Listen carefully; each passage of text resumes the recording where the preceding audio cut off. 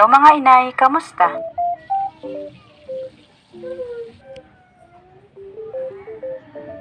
Good morning! Happy Sunday sa inyo mga inay, kamusta kayo? Sunday na naman nga at ibig sabihin nga nun ay Lunes na naman kinabukasan. So magiging busy na naman tayong mga nanay every morning dahil pasukan na ulit. Sa bagay nga mga inay, paulit-ulit na lang din naman kasi talaga yung ginagawa natin buong linggo. Kaya medyo hindi na rin tayo naninibago. And pagpasensyahan nyo na din kung paulit-ulit na lang din ang ating content kasi nga ito lang din talaga ang maiambag ko. Anyways mga inay, alas 7 na ito ng umaga at nilinisan ko na nga lang muna yung nabili kong isdang danggit na 1 kilo. Naubusan nga ako kasi dyan ng bigas mga inay, hindi pa nga ako nakakapagsaing. At ayun nga, nagpabili nga muna ako sa anak ko ng 1 kilo para may masaing kami ngayong umaga. Ubos na din yung bigas ko sa tindahan mga inay, kaya nagpabili na nga lang muna ako sa kabila. Tapos na rin pala ako maglinis ng isda dyan mga inay, nalagyan ko lang din muna siya ng konting asin para kapag naiprito ko na medyo may lasa naman din siya. Tapos ito nga, nagsalang na nga ako ng kanin para makakain nga kami ng maaga dahil may bala kami magsimba ngayon. Grabe mga inay no, ang gulo-gulo na talaga ng Pilipinas. Hindi nga lang ng Pilipinas, parang ang buong mundo. Yung pakiramdam ba na nawawalan ka ng pag-asa? Kasi yung mga taong inaasahan mo sa taas na pwede makatulong sa aming mga mahihirap, ay mas malaki pa nga yung problema na hinaharap. Yung parang mas magulo pa nga yung isipan nila dahil sa mga ginagawa nila na hindi naman din nakakatulong sa Pilipinas. At dumagdag pa nga dito sa ating paghihirap. Hindi nga lang doon, dumagdag pa sa ating problema. Isipin mong pinaproblema pa nga natin yung mga pinanggagawa nila doon sa Senado. Na para ba mga bata sila doon na nag-aaway-away at hindi nagkakaintindihan? Alam mo yun na parang sila yung mga magulang natin na nag-aaway-away sa harapan natin. Tapos tayo hindi natin alam kung ano yung mangyayari. Na para bang iniisip natin na paano na kaya tayo kapag katuloy na silang nag-aaway talaga. Na para bang iniisip natin na tuluyan na ba talaga itong masira at paano na ba talaga tayo. Na siguro nga magkanya-kanya na lang. Na hindi na lang natin kailangang umasa sa kanila. Pero hindi kasi apektado tayo. Hay nako. Kaya nga minsan mga inay ang ginagawa hindi ko. Hindi na ako nanonood ng mga balita galing sa Senado. Stress na nga ako sa buhay ko araw-araw, ma-stress pa ako sa kanila. Kaya kumikilos na lang ako dito sa bahay para makasurvive kami. Tapos pinagpapasa Diyos ko na lang talaga yung lahat. Lagi ko nga pinagdarasal sa kanya na sana nga maging okay na nga ang lahat, higit sa lahat ang buong Pilipinas. Para sa katahimikan at kapayapaan. Kahit na ganun ngayon nangyayari dito sa atin mga inay, higit sa lahat sa Senado. Hindi pa rin ako nawawalan ng pag-asa. At naniniwala pa rin talaga ako na magiging okay din ang lahat. Naniniwala pa rin naman ako mga inay na may Diyos pa rin sa isip nila at puso. Na marirealize nga nila someday na kung ano ba dapat ang dapat i-priority. Na hindi lang dapat yung mga sarili nila, kundi dapat yung mga mahihirap na kailangan sila. So anyways po mga inay, ano man ang nangyayari ngayon, huwag nating kalimutan na nandyan pa rin si Lord para sa atin. Sa kanya lang tayo lumapit dahil siya lang talaga yung nagbibigay ng pag-asa sa atin. Siya lang yung makakatulong at kontrolado niya nga yung lahat. Anyways po mga inay, papunta na pala kami ngayon ng simbahan. Dahil kagaya nga ng sinabi ko, kahit magulo na yung paligid natin at yung ating mundo, focus pa rin tayo sa pananampalataya natin kay Lord. Dahil siya lang talaga, kagaya nga ng kantang to.